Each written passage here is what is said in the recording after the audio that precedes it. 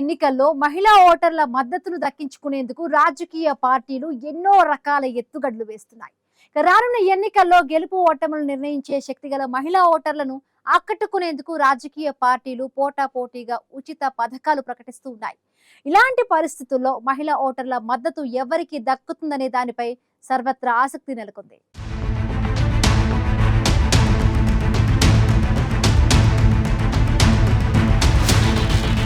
తమిళనాడులోని ప్రధాన పార్టీలు మహిళా ఓటర్లనే నమ్ముకుంటున్నాయి. తమిళనాడులో పురుషుల ఓటర్ల కంటే మహిళా ఓటర్ల సంఖ్యనే ఎక్కువగా ఉండడంతో వారే మహారాణులు. మహిళల మద్దతును దక్కించుకున్న వారికి అధికారం దక్కుతుంది అనడంలో సందేహం లేదు. అందుకే నారీమణులను ఆకట్టుకునేందుకు రాజకీయ పార్టీలు వారికి పలు హామీలు ప్రకటిస్తున్నాయి.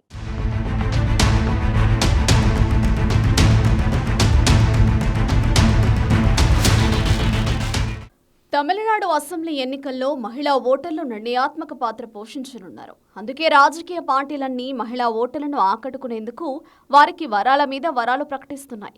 అధికార పార్టీ, విపక్ష పార్టీ, కొత్త పార్టీ అనే తేడా లేకుండా అందరి లక్ష్యం మహిళా ఓటర్లే. అందుకే మహిళా ఓటర్లను ఆకట్టుకునేందుకు అన్ని పార్టీలు వారికి ఉచిత హామీలు ప్రకటిస్తున్నాయి. అధికార డీఎంకే విషయానికి వస్తే మహిళా ఓటర్ల మద్దతును పొందేందుకు వారికి 3 నెలల భత్యంతో పాటు వేసవి నిధిని కూడా ప్రకటించింది. మహిళలకు 3 నెలల భత్యంతో పాటు వేసవి నిధిగా మరో 2,000 రూపాయలు కలిపి మొత్తంగా 5,000ను తాజాగా వారి బ్యాంకు ఖాతాల్లో వేసింది డీఎంకే. ఈ నిధితో 1.3 కోట్ల మంది మహిళలు లబ్ధి పొందారు. బీహార్ ఎన్నికలకు కొన్నాళ్ల ముందు మహిళల ఖాతాల్లో నిధులు వేసేందుకు భారత ఎన్నికల కమిషన్ అంగీకరించింది. ఇదే ఎత్తుగడను మహిళా ఓటర్లను ఆకర్షించేలా డీఎంకే తమిళనాడులో అమలు చేస్తోంది.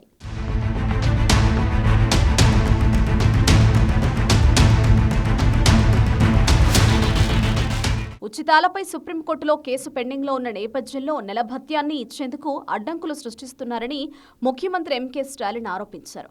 అయితే వాటిని ఎదుర్కొంటూ మళ్లీ ప్రభుత్వాన్ని ఏర్పాటు చేస్తామని, ద్రావిడ మోడల్ 2.0లో మహిళలకిచ్చే భత్యాన్ని 2,000 రూపాయలు చేస్తామని స్టాలిన్ ప్రకటించారు. మరోవైపు గతంలో అన్నా డీఎంకే తెచ్చిన మహిళా ఆకర్షక పథకాలని డీఎంకే కాపీ చేస్తుందని ఎడప్పాడి పళనిస్వామి ఆరోపిస్తున్నారు. డీఎంకే ప్రభుత్వం మహిళలకు ప్రతి నెలా ఇస్తున్న 1,000 రూపాయల భత్యాన్ని 2,000 రూపాయలకు పెంచుతున్నట్లు పళనిస్వామి ఈ మధ్య మేనిఫెస్టోలో ప్రకటించారు.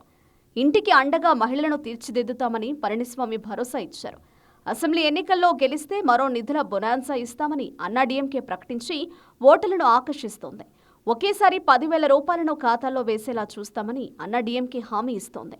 డీఎంకే ప్రభుత్వం తాజాగా వేసవి నిధితో కలిపి 5,000 రూపాయలు మహిళా ఖాతాల్లో వేసిన నేపథ్యంలో అన్నా డీఎంకే కీలక హామీ ఇచ్చింది.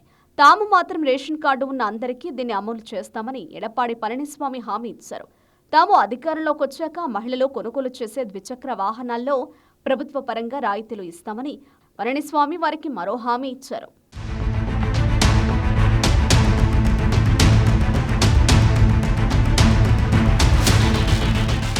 ఇక 2026 అసెంబ్లీ ఎన్నికలే లక్ష్యంగా వ్యూహాత్మకంగా అడుగులు వేస్తున్న టీవీకే వచ్చే అసెంబ్లీ ఎన్నికల్లో అధికారాన్ని నిర్ణయించేది మహిళా ఓటర్లేనన్న ధీమాలో ఉంది. అందుకు తగ్గట్లు ఆకర్షణీయ హామీల్ని విజయ్ ప్రజల ముందు ఉంచారు. 60 ఏళ్లలోపు ఉన్న అర్హులైన మహిళలకు నెలకు 2,500 ఇస్తామని విజయ్ కీలక ప్రకటన చేశారు. మహిళలు వంటగదిలో ఆందోళన చెందకుండా 6 గ్యాస్ సిలిండర్లను ఉచితంగా ఇవ్వనున్నట్లు విజయ్ మరో హామీ ఇచ్చారు. ప్రస్తుత డీఎంకే ప్రభుత్వం కేవలం ఒకే రకం బస్సుల్లో మహిళల్ని ఉచిత ప్రయాణానికి అనుమతిస్తోందని ఆరోపిస్తూ టీవీకే ప్రభుత్వం వచ్చాక అన్ని ప్రభుత్వ బస్సుల్లో రాష్ట్రమంతా తిరిగేలా మహిళలకు ఉచితం చేస్తామని విజయ్ ప్రకటించారు. బడిలో చదివే పిల్లలకు ఊతమిచ్చేలా, తల్లుల పేరుపై ఏటా 15,000 ఇచ్చేలా మరో పథకాన్ని తెస్తామని హామీ ఇచ్చారు. యువతుల పెళ్లికి ప్రభుత్వం తరపున 8 గ్రాముల బంగారం, సిల్క్ చీర కానుకగా అందేలా టీవీకే పథకం తెస్తుందని విజయ్ చెప్పారు. పుట్టబోయే ప్రతి బిడ్డకు బంగారు ఉంగరంతో పాటు ప్రత్యేక కిట్ ఇస్తామని విజయ్ చెప్తున్నారు.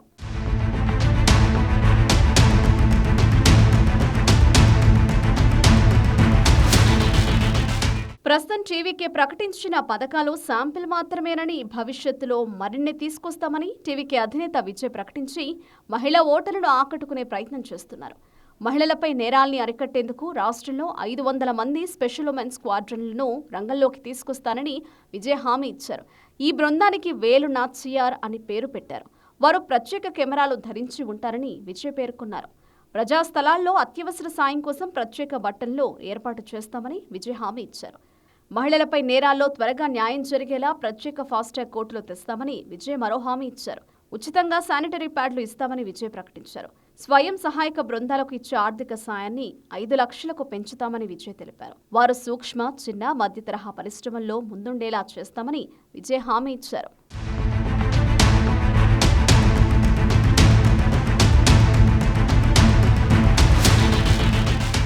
రానున్న అసెంబ్లీ ఎన్నికల్లో మహిళలే మహారాణులుగా మారనున్నారు. తమిళనాడులోని ప్రధాన పార్టీలు మహిళా ఓటర్లనే నమ్ముకుంటున్నాయి. ఎస్ఐఆర్ ప్రక్రియ తర్వాత తాజా ఓటరు 5.67 కోట్లుగా ఉన్నారు. ఇందులో మహిళా ఓటర్లు 2.89 కోట్లు, పురుషులు 2.77 కోట్లుగా ఉన్నారు. ఓటర్ల జాబితాలో ఈ తరహా మహిళల ఆధిపత్యం తమిళనాడులో 2015 నుంచి వరుసగా కొనసాగుతోంది. వారి ఓట్లు దక్కించుకునేందుకు కీలక పార్టీలు హామీలిస్తున్నాయి. రానున్న ఎన్నికల్లో కూడా మహిళల మద్దతు దక్కించుకున్న వారే అధికారంలోకి వస్తారనడంలో సందేహం లేదు. అందుకే తమిళనాడులోని ప్రధాన పార్టీలన్నీ మహిళా ఓటర్లను ఆకట్టుకునేందుకు వారి ఉచితాలు ప్రకటిస్తున్నాయి. అయితే మహిళా ఓటర్ల మద్దతును ఏ పార్టీ లేదా కూటమి దక్కించుకుంటుందనే దానిపై ఆసక్తి నెలకొంది.